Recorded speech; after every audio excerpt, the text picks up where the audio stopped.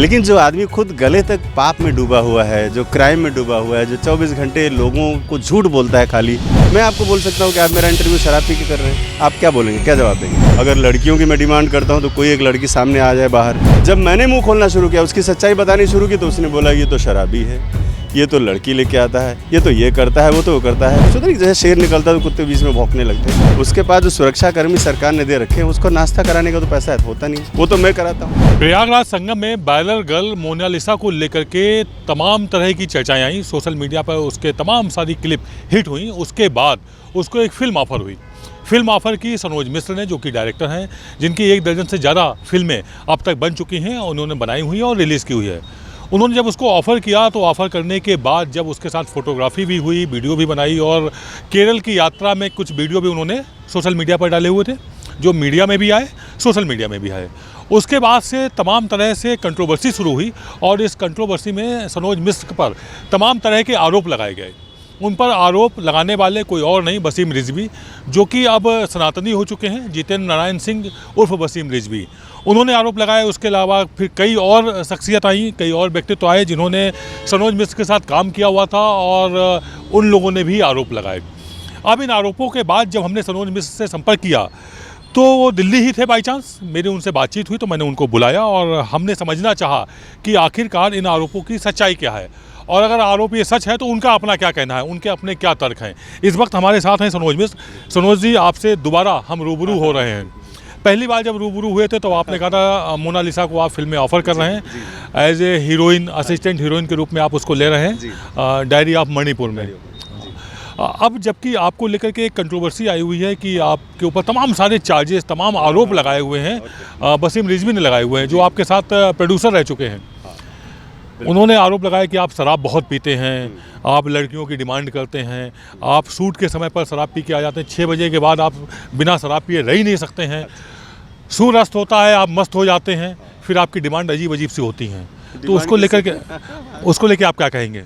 देखिए, अगर कोई ठीक ठाक आदमी ऐसे आरोप लगाता है तो मैं उसको बड़ा गंभीरता से लेता और मुझे सोचना पड़ता कि क्या ये सच तो नहीं कहीं बोल रहा है। लेकिन जो आदमी खुद गले तक पाप में डूबा हुआ है, जो क्राइम में डूबा हुआ है, जो 24 घंटे लोगों को झूठ बोलता है खाली और सनातन का चोला ओढ़कर अपने गुनाहों को छुपाने के लिए जो बैठा हुआ है आदमी, जो हिंदुओं को ठग रहा है, हिंदुत्व के नाम पर जो लोगों को कैश करा रहा है, जो हमारी हिंदुत्व की भावना के साथ जो खिलवाड़ कर रहा है, वो आदमी तो कुछ भी बोल सकता है। मैं आपको बोल सकता हूँ कि आप मेरा इंटरव्यू शराब पी के कर रहे हैं, आप क्या बोलेंगे, क्या जवाब देंगे?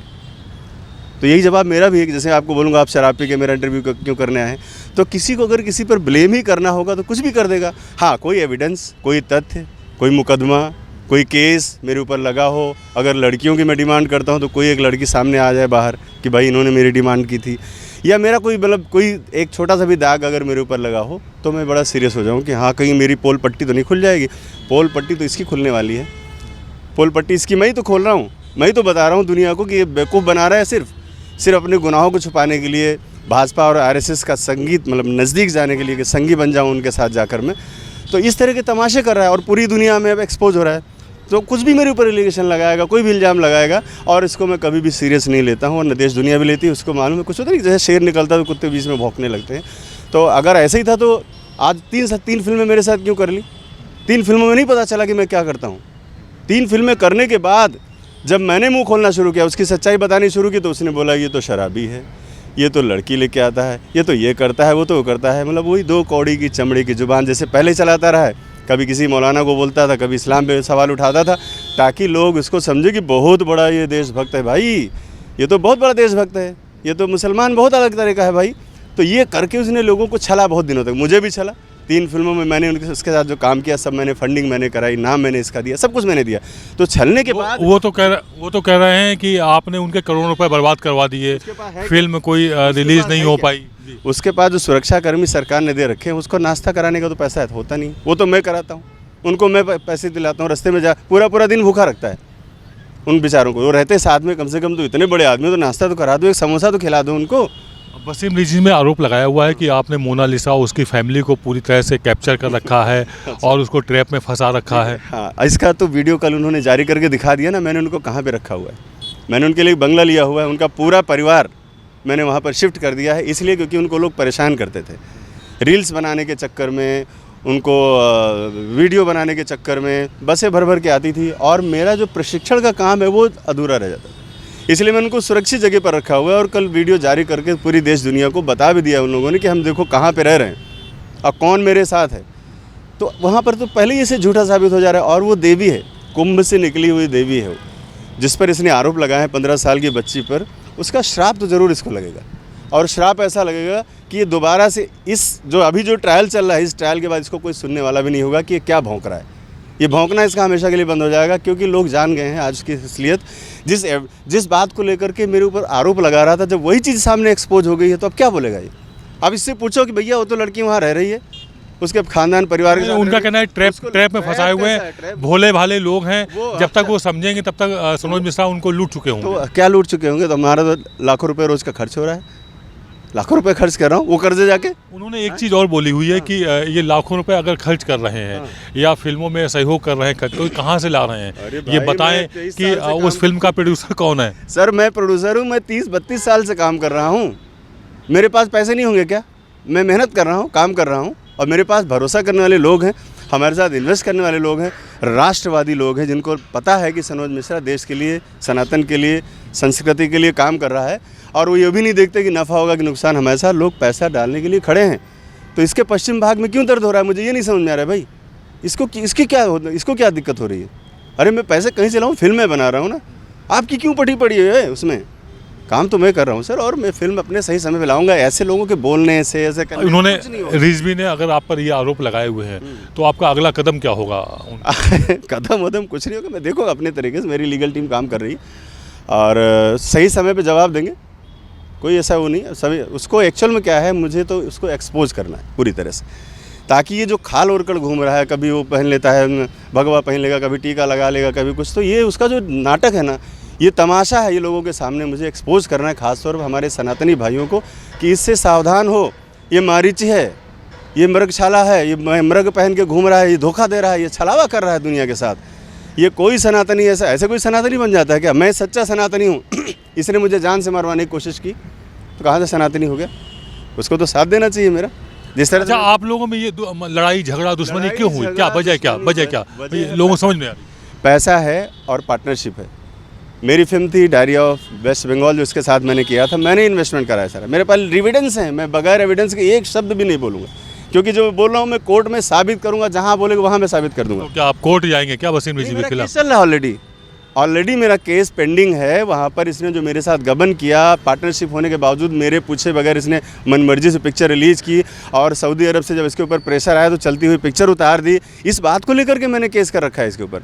और जो नए आरोप लगाए हैं आप पर, आपका चरित्र हनन किया है, आप पर तमाम तरह के आरोप लगाए, गंभीर आरोप लगाए हैं, हल्के आरोप नहीं हैं। तो इसको लेकर के आप भाई, या तो आप अपना उनका कोई जवाब दीजिए या आप कोई साक्ष्य प्रस्तुत करिए। आपके ऊपर गंभीर आरोप लगाए जाते हैं। नहीं ठीक है, तो साक्ष्य भी उनको देना पड़ेगा ना, बताना पड़ेगा कि मैं कहाँ गिरा पड़ा था नाली में, बताना पड़ेगा किस लड़की के साथ मैं भाग गया हूँ, कहाँ मोनालिसा को लेके पहाड़ पे चला गया, भाग गया मैं लेके उसको ट्रैप करके। तो ये सब चीज़ें तो आएंगी सामने, आएंगी। ऐसा नहीं ये खाली 2 दिन का मीडिया माइलेज लेने के लिए, ताकि लोगों को पता चल जाए कि वसीम रिजवी बहुत बड़ा देशभक्त है। भाई आज तो थूक दिया उस लड़की ने उनके मुँह पर, अब क्या करोगे? अब क्या जवाब दोगे? कोई नया और तैयार करोगे ड्रामा, कुछ और लोगों को पैसा दे के हायर करोगे, कुछ और मेरे ऊपर लगाओगे आरोप। लेकिन इन आरोपों का कुछ नहीं होगा। देश दुनिया आज एक्सपोज हो चुकी है। मैं जान रही कि मैं गरीब के लिए काम कर रहा हूँ। मैं उस बॉलीवुड को जवाब देने जा रहा हूँ जहाँ पर लोग हवाई जहाज़, एरोप्लेन और लंदन इंग्लैंड से नीचे नहीं उतरते। मैं वहाँ पर एक गरीब बच्ची को लेके आ रहा हूँ। वो गरीब बच्ची जो बंजारन, उस बंजारन को मैं स्टेबल करके एक बड़ा जवाब देना चाहता हूँ बॉलीवुड को, जिसमें सबसे बड़ा ये नाक बैठा हुआ बीच में, ये चाह रहा है कि हम ऐसे कुछ बयानबाजी कर देंगे तो मेरे जो इन्वेस्टर हैं वो भाग जाएंगे। अरे तुम्हारी तरह दोगले सब थोड़े ना होते हैं सर। अच्छा, 1-2 लोग और भी सामने आए हैं, जिनमें रवि सुधा आनंद और माही आनंद, इन लोगों ने भी 10 साल से कहाँ थे अभी तक? अगर आए हुए हैं तो आपको तो पूछना चाहिए, भैया अभी तक सो रहे थे क्या? जब इस आदमी का नाम हुआ, जब आदमी कुछ अच्छा करने के लिए निकला तो तुम सब टांग खींचने आ गए। ये सब 2-2 हज़ार रुपये, 3-3 हज़ार रुपये देकर भोंपू बोलने वाले वो लोग हैं, इन पर कुछ ध्यान देने की ज़रूरत नहीं है। 2-2 हज़ार में ये सब, 2000 इस तरह के भी आरोप लगे हुए हैं कि आप मोनालिसा के माध्यम से, मोनालिसा को आप लॉन्च नहीं कर रहे हैं, मोनालिसा के माध्यम से आप खुद को लॉन्च कर रहे हैं, फिर से मार्केट में आपकी वैल्यू आ जाए, आप फिर से स्थापित हो जाए। मैं तो स्थापित जहाँ पे वहाँ पे हूँ ही, और कोई स्थापित क्यों नहीं हो गया? किसी और की हिम्मत क्यों नहीं हुई कि बंजारन को लेकर के और एक फिल्म बना डाले कोई? हाँ, उसका इस्तेमाल कर रहा हूँ, मतलब लोगों को बुरा लग रहा है, लोगों को बुरा लग रहा है कि मैं उसके लिए अच्छा कर रहा हूँ, ये बुरा लग रहा है लोगों को। ये नहीं लग रहा है कि मैं इस्तेमाल कर रहा हूँ। फिल्म बनेगी दुनिया देश दुनिया में तो नाम ही होगा ना।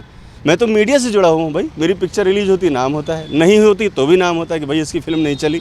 तो मैं तो घर में बैठने वाला आदमी नहीं हूँ, मैं तो मीडिया का आदमी हूँ, मैं तो प्रेस का आदमी हूँ। तो ये नाम होगा नहीं होगा ये तो हमारे साथ, हमने तो कर्म ही अपने लिखा रखा है। मैंने फील्ड ही इसीलिए चुनी है कि ना मेरा नाम हो या बदनाम हो, मैंने तो फील्ड ही इसलिए चुनी है। तो इसमें नाम हो जाना कौन सी बड़ी बात है भाई? मैं तो नाम के लिए काम कर रहा हूँ ना, पैसे के लिए थोड़ी ना कर रहा हूँ। पैसे के लिए तो 2-2 हज़ार बैठ लिख करके जो चैनल पे बोलने वाले लोग हैं उनको सिखाया जाता है कि ऐसे रोना है, ऐसी ऐसी इमोशनल बातें करनी है ताकि फिर पूरा देश दुनिया इसके ऊपर थूकने लगे। लेकिन सच्चाई हमेशा सामने आती है। मैं यही पूछूंगा जो लोग ब्लेम करने वाले लोग हैं कि भैया 10 साल से कहाँ थे, पहले आ जाते। वो कह रहे हैं, उनका आरोप है कि आपको बीपा में बैन कर दिया गया है, अब आप दूसरी जगह रजिस्ट्रेशन कराने जा रहे हैं, इस तरह का बोला हुआ। कौन बीपा है? ये क्या चीज़ है? मतलब यही नहीं समझ में आ रहा है, कौन सा कहाँ से बैन कर दिया मुझे? कौन बैन कर देगा मुझे? मैं मेहनत का आदमी हूँ सर, मैं कैमरा उठाऊंगा पिक्चर बनाने चला जाऊँगा, मुझे किसी से पूछने की ज़रूरत थोड़े है। या बैन कर दिया है, किस लिए बैन कर दिया जाएगा भाई? अगर मैंने पैसा मांग लिया अपना कि भैया मैंने मुझसे अगर 10 लाख रुपए आपने तय किया था और मैंने इतना आसानी से आपका काम करके दे दिया सब, तो 10 लाख देने में आपकी फटी पड़ी है। आपको पैसा ना देना पड़े, आपके ऊपर मुकदमे हैं, हमने केस किया क्योंकि मैंने ईमानदारी से काम किया, मुझे पैसा लेना आता है। तो आप सोच रहे हो किसी पर कोई ब्लेम लगा दो। आप कह रहे हैं आपने केस किया, वो कह रहे हैं हमने केस किया, उधर से वो लोग बता रहे। एविडेंस दिखा है मेरे पास, तो सारे एविडेंस। मैं बोला ना, एक सेकंड एक शब्द भी मैं बगैर एविडेंस के नहीं बोलूँगा, एक शब्द भी। ये जितने भौंकने वाले लोग हैं वो दिखा दें आके, और हम दिखा रहे हैं आपको। तो ये लोग सिर्फ अपने आप को इसी बहाने, चैनल पे पहली बार बहुत से लोग बैठ गए 2000 के चक्कर में। एक चैनल को इन्होंने हायर किया, 20,000 25,000 दिए, बोले आओ मैं सबका एक एक इंटरव्यू करूँगा और सब वायरल कर दूँगा। तो इसी बहाने जो घरों में बैठे हुए लोग थे निकल के आ गए पहली बार चैनल पे, टीवी पे दिखे भी हैं, उन्होंने आंसू भी निकले उनके। उनकी प्रैक्टिस की गई होगी भाई। अब वो कह रहे हैं कि आप बहुत जल्दी रोने लगते हैं, आपके आंसू निकल आते हैं, आप सेकंडों में आंसू निकाल लेते हैं। और वसीम रिजवी कह रहे हैं कि जब ये बात उनसे पूछी गई कि भाई आपने 1 2 3 फिल्में क्यों दी, अगर आपको ये नशेबाज है और अय्यास है, तो बोले वो रोया जेल में जब हम थे हरिद्वार में, तभी हमारे मिलने आया, जेल में रोया। जेल में थे तो किस लिए जेल में थे? मतलब जो जिसके ऊपर ब्लेम लगा हो नौकरानी तक के ऊपर बलात्कार का, वो आदमी मुझसे बात करेगा, मेरे ऊपर रिजवी पर नौकरानी एविडेंस के साथ। आप गूगल मार लो, खाली देखो कितने केस इसके ऊपर है। और नौकरानी ने स्पष्ट कहा कि इसने, चूँकि ड्राइवर था उसका, ड्राइवर को इसने भेज दिया दूर और उसके बाद इसका बलात्कार किया इसने। ये वही आदमी है जिसने पता नहीं कितनी शादियाँ की हैं। आज सोचो उसकी नातिन के भी बच्चे पैदा हो रहे हैं और खुद भी बच्चे पैदा कर रहा है। अपने लड़की से भी छोटी उम्र के साथ अभी इसने शादी की है। अब बताओ ये भी गलत है क्या?